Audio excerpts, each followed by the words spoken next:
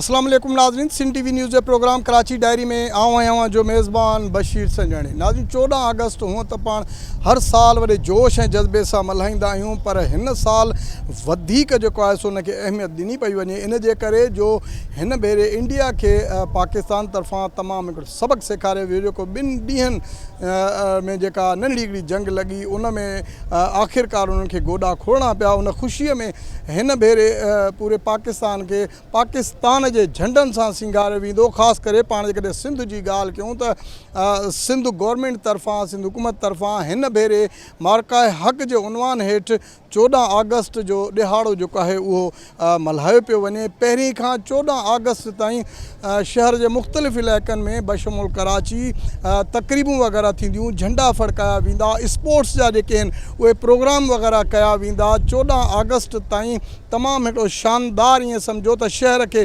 कुंवार जीअं पाकिस्तान जे झंडनि सां सिंगारियो वेंदो। पाण अॼु कोशिशि कंदासूं त सिंध असेंबलीअ में हुकूमती दुर मेंबरनि सां ॻाल्हि ॿोल कयूं था त उन्हनि केतिरी तयारी की आहे। पहिरें खां 14 अगस्त ताईं जेको हीउ ॾिहाड़ो मल्हायो वेंदो, केतिरो हू पुरजोश आहिनि हिन ॾिहाड़े खे मल्हाइण जे हवाले सां, जेको पहिरियां खां 14 अगस्त ताईं मल्हायो वेंदो। अचो त पाण उन्हनि सां ॻाल्हि ॿोल कयूं था। अल्हम्दुलिल्लाह मल्हायूं था और सभिनि खां लीड बि वरिती आहे। सिंध में तव्हां ॾिसो था त केतिरो पाण जा बेहतरीन इवेंट्स अॼुकल्ह स्टार्ट थियनि था। कल्चर डिपार्टमेंट हुजे या स्पोर्ट्स डिपार्टमेंट हुजे, असांजा बि 160 प्रोग्राम्स जेके आहिनि स्पोर्ट्स जे हवाले सां उहे फॉर वुमेन फॉर मैन उहे पंहिंजा इंशाल्लाह अॼु खां स्टार्ट थी वेंदा। मेजर इवेंट्स बि आहिनि, कुझु क्रिकेट मैचिस आहिनि, कुझु उन खां अलावा पंहिंजा मैराथन आहिनि, उन खां अलावा जेको आहे अहिड़ा ॿिया इवेंट्स बि जेको आहे। पर जेको मेन इवेंट आहे जेको गवर्नमेंट ऑफ सिंध जी तरफ़ां 13th ते जेको असांजो नेशनल स्टेडियम में वॾो हिकिड़ो असां ह्यूमन फ्लैग, या उन खां अलावा तव्हां ॾिसो था जिते किथे बिल्डिंग सजियल आहिनि ऐं जोश भरपूर आहे। और इंशाल्लाह हिनखे पाण सभु जेको आहे हिकिड़ो पैगाम ॾियूं सभिनि खे त असां यूनाइटेड आहियूं, हुयासीं, पॉलिटिक्स साइड सभु असां गॾु आहियूं। और इंशाल्लाह असां पंहिंजे इन विक्ट्री जेकी पाण हासिलु कईसीं इंडिया जे ख़िलाफ़ु उनखे भरपूर तरीक़े सां मल्हाईंदासीं। मल्हाइणु खपे। ऐं 14 अगस्त आज़ादु मुल्कनि खे में जेके माण्हू रहनि था उन्हनि खे पंहिंजी आज़ादी जो अहसासु हुजणु खपे ऐं उनखे महसूसु करणु खपे त मुल्क जी आज़ादी केॾी ज़रूरी आहे। सो उन सां गॾो गॾु असांखे मज़हबी बि आज़ादी हुजणु खपे ऐं असांजे इमाम बारगाहनि खां वठी असांजे कलीसा, असांजा मंदर बि जेके आहिनि से आज़ादु हुजणु खपनि। सुठी ॻाल्हि आहे। मां सभिनि पाकिस्तान भाइरनि खे मुबारक ॾींदुमि ऐं असांखे भरपूर तरीक़े सां मल्हाइणु खपे। असांखे ख़ुशी आहे 14 अगस्त ते असांखे भरपूर तरीक़े सां ख़ुशियां मल्हाइणु खपे। पाकिस्तानी आहियूं, असांखे फ़ख़ुरु आहे हिन ॻाल्हि ते।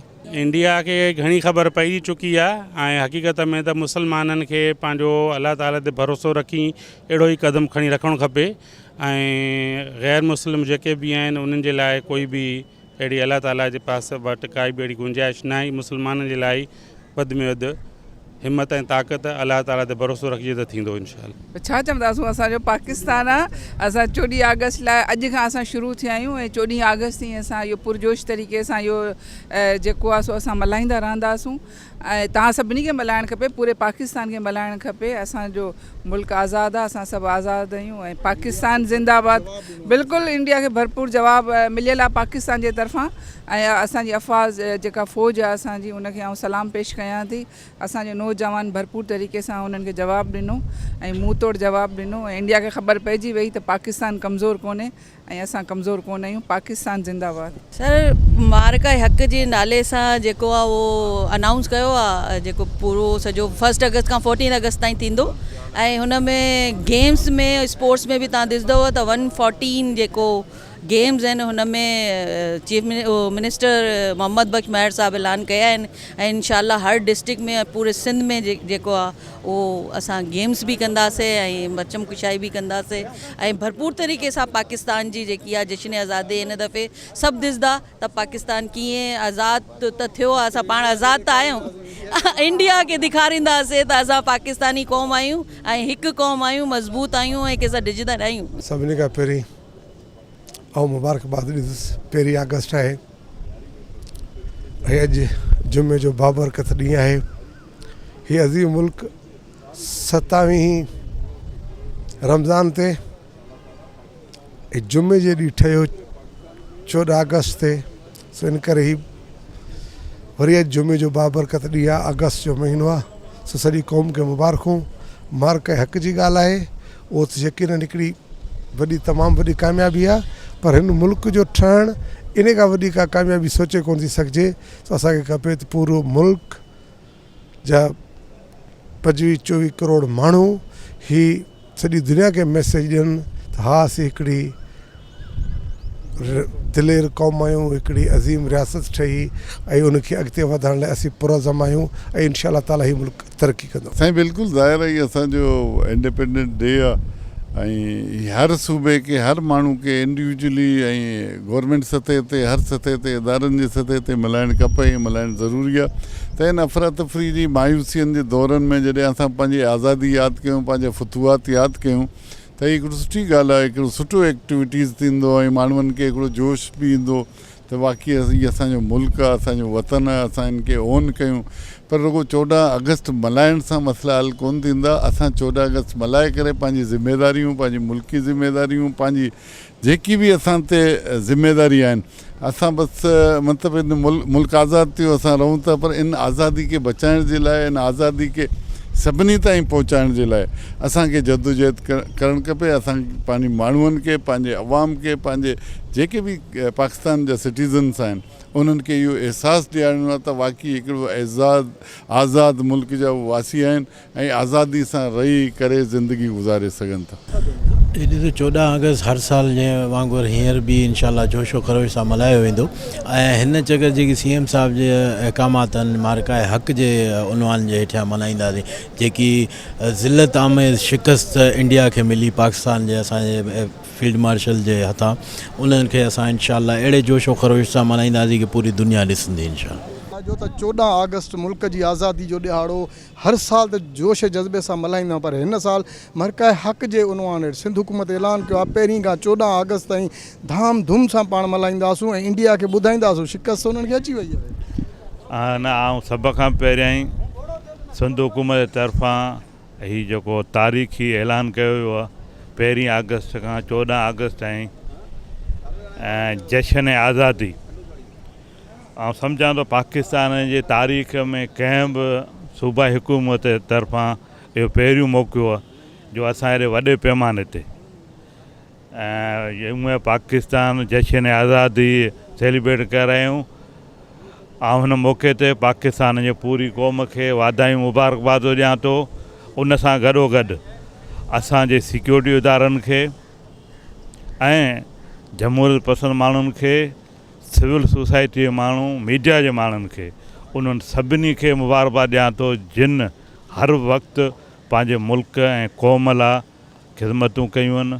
ऐं स्पेशली सिक्योरिटी इदारनि जे उन्हनि जवाननि, ऑफिसरनि खे हिन जश्न आज़ादी मौक़े ते ख़िराज तहसीन पेश कयूं था जिन पंहिंजे जाननि जो नज़रानो ॾेई हिन मुल्क ऐं क़ौम जी हिफ़ाज़त लाइ हर वक़्तु सरगर्म रहंदा। 14 अगस्त हिकिड़ो पाकिस्तान लाइ हिकिड़ो अहम ॾींहुं आहे। इन ॾींहुं पाकिस्तान वजूद में आयो ऐं असांजो मुल्क ई आज़ादु थियो।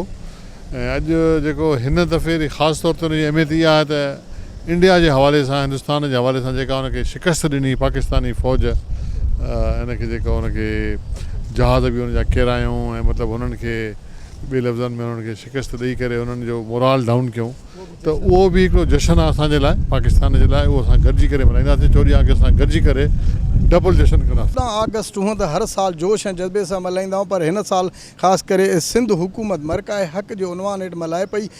पहिरीं खां 14 अगस्त तक़रीबूं थींदियूं, तव्हां ॾिठो हूंदो सिंध असेंबली जी बिल्डिंग खे बि सिंगारियो वियो आहे। ख़ासि करे इंडिया खे जेको सबक़ु सेखारियो वियो उहो बि पंहिंजो जश्न हूंदो। ॾिसो, असल में ॻाल्हि इहा आहे त पाकिस्तान 14 अगस्त असां हर साल भरपूर तरीक़े सां मल्हायूं था, छो त इहा असांजे मुल्क जी आज़ादी जो ॾींहुं ऐं इहा ख़ुशी हूंदी आहे। पर हीअ जेकी हेॾी वॾी शिकस्त पाकिस्तान जेकी ॾिनी आहे इंडिया खे, ऐं इंडिया हमेशह इहो चवंदो हो त आउं पाकिस्तान सां जेको जंग कंदुसि, पर हुननि जी हिकिड़ी ख़्वाहिश पाकिस्तान पूरी करे छॾी। ऐं इन लाइ करे असां जेको पाकिस्तान जे अंदरि रहण वारासीं पाकिस्तानी आहियूं, उहो पंहिंजे मुल्क खे ख़राज तहसीन ऐं असां पंहिंजे अफ़वाज खे ख़राज तहसीन पेश करण जे लाइ इहे 14 अगस्त असां भरपूर तरीक़े सां मल्हाई पिया। ऐं सिंध गवर्नमेंट जेको इहो रखियो आहे त पहिरीं खां वठी 14 तारीख़ ताईं ईअं न आहे, पर सॼो महीनो आहे ऐं सॼे महीने जे अंदरि हर जॻह ते प्रोग्राम थींदा, हर डिपार्टमेंट प्रोग्राम कंदो ऐं ज़ाहिर ॻाल्हि आहे जेकी बि सोशल एक्टिविट आहिनि, जेके बि ॿिए दोस्त आहिनि उहे प्रोग्राम कंदा ऐं ख़ुशी मल्हाईंदा ऐं ख़ुशी मल्हाइणु खपे, छो त आज़ादी जेकी मिलंदी आहे उहो ख़ुशनसीब माण्हुनि खे मिलंदी आहे। ऐं असां हिकु आज़ादु मुल्क आहियूं ऐं अहिड़ो दुनिया जे खिते ते अहिड़ो मुल्क न आहे जंहिंमें 4 मौसमूं हुजनि, जंहिंमें नहरी निज़ाम हुजे, जंहिंमें असां हर चीज़ जेकी असांखे हिते मुहैया आहे ॿियनि मुल्कनि में इहो न आहे। पर असां जेके बि आहियूं अलाह जो शुक्र अदा करियूं ऐं इनशाला इहे 14 अगस्त भरपूर तरीक़े सां मल्हाईंदासीं ऐं असां कोशिशि कंदा रहंदासीं आख़िर ताईं। इहा असांजी पुकार रहंदी अवाम जे हक़नि जे लाइ। पाकिस्तान पीपल्स पार्टी विढ़ंदी रही आहे, विढ़ंदी रहंदी। कोई लिमिट कोन्हे। 12 कलाक जो सिर्फ़ु ऐलान आहे, वञण ऐं अचण जो कोई टाइम न आहे, उन्हनि लाइ कोई कानून न आहे। इहो सफ़ेद हाथी आहे, इन लाइ कोई टाइम न आहे। पाण हर साल वॾे जोश ऐं जज़्बे सां मल्हाईंदा आहियूं, पर हिन साल मरकाए हक़ जो उनवान हेठि पाण मल्हायूं पिया। माशाल्लाह ईअं सम्झो त इंडिया खे हिकिड़ो सबक़ु त सेखारे छॾियो आहे, पर हिन 14 अगस्त ज़रूरु न के अञा बि बिल्कुलु ॾिसो 14 अगस्त हुई ख़ुशी जो ॾींहुं हूंदो आहे, तव्हांजो मुल्क आज़ादु थियो, तव्हां आज़ादु फ़िज़ा में रहो था ऐं इन करे हिनखे असीं डबल ख़ुशी करे इन करे असां सम्झूं था त तव्हांजो दुश्मन तमामु घणो ताक़तवर हो, जेको तव्हांखे किथे लेखींदो कोन हो, उनखे जॾहिं तव्हां जेको आहे जंग में हारायो ऐं फतह हासिलु कई, त उन करे ही ख़ुशी डबल आहे। ऐं असीं सम्झूं था त हिननि ॾींहंनि खे मल्हाइण जो मक़सदु इहो आहे त तव्हां दुश्मन खे ॿुधायो त कॾहिं बि कंहिंखे कमज़ोर न सम्झो ऐं पाण केतिरो ताक़तवर न सम्झो त असां आहियूं ॿियो कुझु कोन्हे आई। त जॾहिं ईअं असां बींग मुस्लमान सम्झूं था त ईमान जी जेका त आहे तव्हां वटि, त ईमान तव्हां खो कहिड़ी बि शइ जंग जॾे सघो था, त ईमान जी फतह हुई, मुस्लमाननि जी फतह हुई ऐं हिकु ताक़तवर खे हारायोसीं, फतह उनखे ख़ुशी जे तौर ते मल्हायूं था। बड़े जोश और जज्बे से हर साल तो मनाते हैं, मगर इस साल मरकाए हक़ सिंध हुकूमत जो है, सिंध गवर्नमेंट 1 से 14 तारीख तक बड़ी तकरीबात होंगी, तो क्या कहेंगे? खासतौर पर इंडिया को जो सबक सिखाया गया था वो भी एक खुशी है। जी बिल्कुल, इस साल हम ज़्यादा खुशी के साथ मनाएंगे और बहुत सारे प्रोग्राम सीएम साहब ने आपके सामने भी रखे और यकीनन जो है मैं ये समझती हूँ कि हर पाकिस्तानी को मनाना चाहिए, हर सूबे में इस तरह के जो है वो प्रोग्राम होने चाहिए, क्योंकि इस दफ़ा हमने जो एक कामयाबी हासिल की है जंग की सूरत में, मैं ये समझती हूँ कि आज़ादी के साथ साथ हम उसकी भी सेलिब्रेशन करनी चाहिए। देखें, सबसे पहले तो तमाम दुनिया में जहाँ भी पाकिस्तानी बसते हैं उन तमाम को 14 अगस्त की खुशियाँ बहुत बहुत मुबारक हो। ये 14 अगस्त बाकी 14 अगस्त से स्पेशल है। अभी हाल ही में हमने अपने एक दुश्मन को धूल चटाई है। कम वसाइल के होते हुए एक हमसे साइज़ में और मईशत में कई गुना बड़ा एक जो हमारा दुश्मन था, जो कि माई बाप बनने के ख्वाब देख रहा था एशिया के, जिस तरीके से उसको धूल चटाई गई है और साबित किया गया है कि मईशत से या साइज़ मैटर नहीं करता। जब आपके अंदर जज्बा हो, गैरत हो, तो फिर दुश्मन जितना भी बड़ा हो, जितना भी उसके पास माल और असबाब हो, अल्लाह ताला की भी हमें अल्लाह का शुक्र अदा करना चाहिए। और मैं अक्सर कहता हूं कि हम जब बाहर इससे पहले जाते थे, लेकिन अब जब जाते हैं तो अब दुनिया में जब पता चलता है कि पाकिस्तानी है तो उनके रवैये ही चेंज हो जाते हैं, तो हमारा जो सीना है वो फ़ख्र से और चौड़ा हो जाता है। तो हम तो बहुत खुश हैं और मैं समझता हूँ कि पाकिस्तानियों ने कमाल किया है। पाकिस्तान जिंदाबाद। हालात जो सिंध हुकूमत तमामु सुठो ऐलान किया है, मरकाए हक़ पहिरें खां 14 अगस्त पाण मल्हाईंदासीं। स्टूडेंट्स जे हवाले सां छा चवंदो? सभ खां पहिरियां त 14 अगस्त जे हवाले खां सॼे क़ौम खे मुबारक हुजे। सेकंड, सीएम सिंध सईद मुराद अली शाह जेको मरकाए हक़ जो ऐलान करे सॼे हिन 14 खां 15 ॾींहं सेलिब्रेशन्स जा रखिया आहिनि। मुख़्तलिफ़ एक्टिविटीज़ पिया थींदा, स्टूडेंट्स, यूथ, हर तबिको पार्टिसिपेट कंदो। मां सम्झां थो त असांजा जेके यूनिवर्सिटीज़ में तव्हांखे ख़बर आहे त वेकेशन्स हलनि था, बाक़ी स्कूल ऐं कॉलेज हवाले खां मुख़्तलिफ़ तरीक़े सां स्टूडेंट्स पार्टिसिपेट कंदा। असांजे यूनिवर्सिटीज़ में बि इंशाअल्लाह ताला सुठे तरीक़े सां 14 अगस्त खे मल्हायो वेंदो। रही ॻाल्हि, आउं सम्झां थो त सीएम सिंध सईद मुराद अली शाह साहब जंहिं तरीक़े सां मरकाए हक़ जो ऐलान कयो आहे, हर दफ़े असीं 14 अगस्त खे 14 अगस्त ते ई मल्हाईंदा रहिया आहियूं।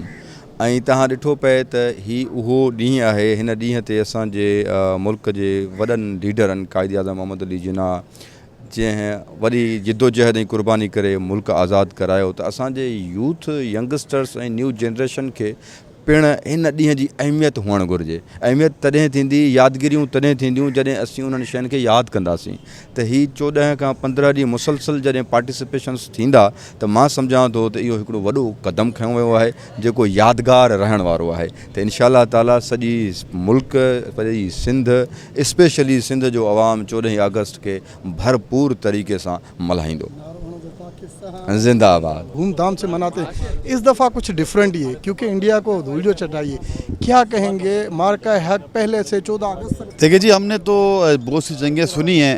ये जो अभी जंग थी, ये जो हमारे सामने हुई है, तो इसमें जिस तरह की शिकस्त भारत को हुई है, 14 अगस्त वैसे भी पाकिस्तानी पुरजोश तरीके से मनाते हैं, लेकिन इस मरतबा एक अलग तरीके से मनाया जाएगा क्योंकि पाकिस्तान ने जिस तरह, पाकिस्तान के एयरफोर्स ने, पाकिस्तान आर्मी ने जिस तरह भारत को जाकर शिकस्त दी, राफेल तैयारे गिरवाए, इंशाल्लाह ताला अभी आप देखोगे इस मरतबा और जोश व जज्बे के साथ मज़ीद लोग मनाएंगे और बड़े बड़े इवेंट पाकिस्तान पीपल्स पार्टी इस मरतबा रख रही है। बिल्कुल हमारे हल्के में, हमारे डिस्ट्रिक्ट में, हमारे यूसी लेवल पे, वार्ड लेवल पर हम इस तरह मना रहे हैं इसको। इन दफ़े हुआ तमाम घणी खुशी। ॾिसो न, जेको इंडिया हेॾो वॾो मुल्क आहे पर पाकिस्तान वारनि जे भेट में कुझु न आहे।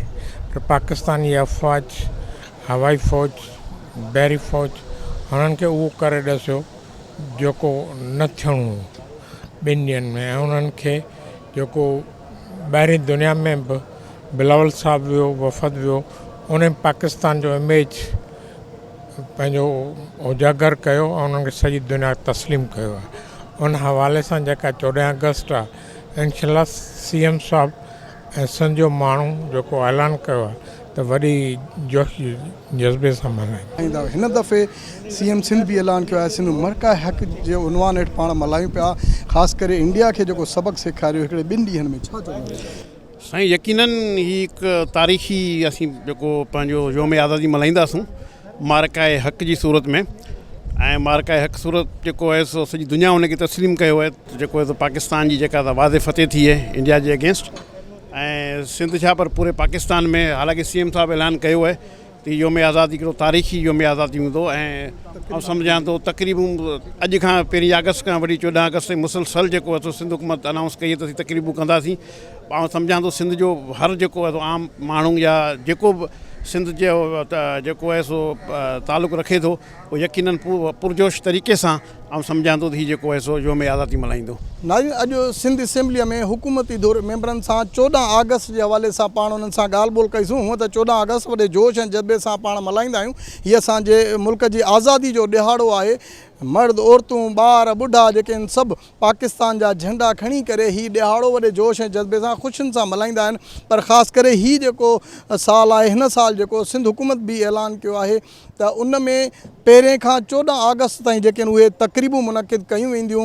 उन्हनि में जलसा, नंढा जुलूस, स्पोर्ट्स जा जेके आहिनि प्रोग्राम कया वेंदा, छाकाणि त हिन भेरे इंडिया खे जेको पाकिस्तान 2 ॾींहंनि में जेको सबक़ु सेखारियो आहे, शायदि उहो उन्हनि जा नसल बि जेको आहे सो यादि कंदा हूंदा। उन ख़ुशीअ में सिंध हुकूमत तरफ़ां मरका हक़ जे उनवान हेठि हीउ 14 अगस्त जो ॾिहाड़ो मल्हायो पियो वञे।